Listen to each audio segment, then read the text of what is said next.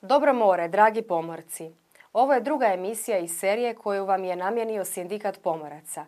Ova emisija namijenjena je svim pomorcima na svim morima, članovima sindikata i njihovim obiteljima.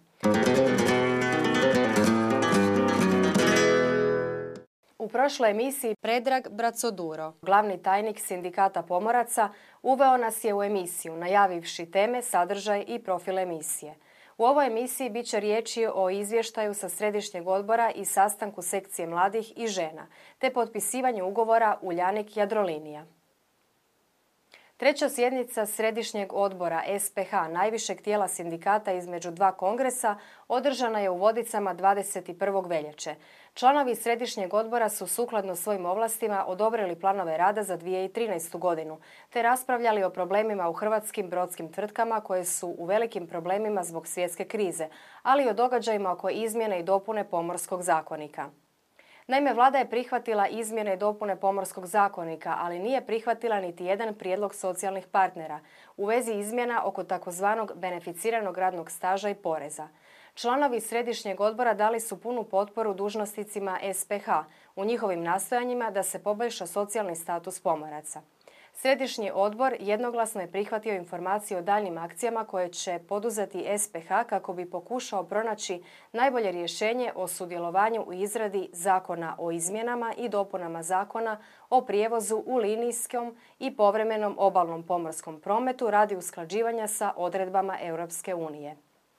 U Vodicama je također održan preliminarni sastanak sekcije mladih kao i sastanak sekcije žena, nakon što je krajem 2012. godine pokrenuta inicijativa za pokretanjem jače i bolje sekcije rezervirane za ženska prava u pomorskom sektoru. Poziv mladima da se aktivno uključe u rad SPH je polučio veliko zanimanje naših članova, te je dogovoreno održavanje dvodnevne konferencije u lipnju kada će se usvojiti pravilnik o radu iste, kao i vršitelji funkcija unutar sekcije. U planu je i razmatranje opcije financiranja iz europskih fondova sa ciljem organiziranja radionica za sindikalnu edukaciju članova do 35. godine života, kao i radionica za edukaciju članica nježnijeg spola i njihovim pravima na radnome mjestu. Nakon što je na sjednici Središnjeg odbora u Vodicama između 1617 članova izvučen Leo Ceraj Cerić kao jedan od najvjernijih članova, Vladimir Glavočić, dugogodišnji ITF inspektor, je 1. ožujka u Dubrovniku uručio prijenosno računalo vjernom članu Leu. Čestitam ti na ovoj nagradi i baš me drago što je došlo u Dubrovnik i što je došlo baš tebi kao dugogodišnjem članu i nadam se da će ti služiti. Hvala lijepa. Iznenađenje veliko i služit će nagrada. Hvala lijepa.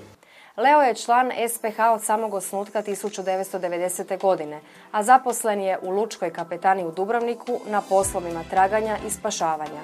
Kako sam kaže, član je postao zbog sigurnosti koju pruža SPH, u što se dosad više puta uvjerio.